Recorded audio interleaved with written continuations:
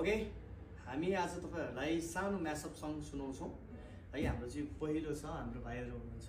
तपाईलाई राम्रो लाग्यो भने अब किनभने हामी त्यति धेरै गिटार र क्याजुअल पनि रमाइलो मात्र गरिरहेछौँ, तपाईहरुले रमाइलोमै लिनु, तर लाइक कमेन्ट गर्न भने नभुल्नु। त्यही हो। ओके।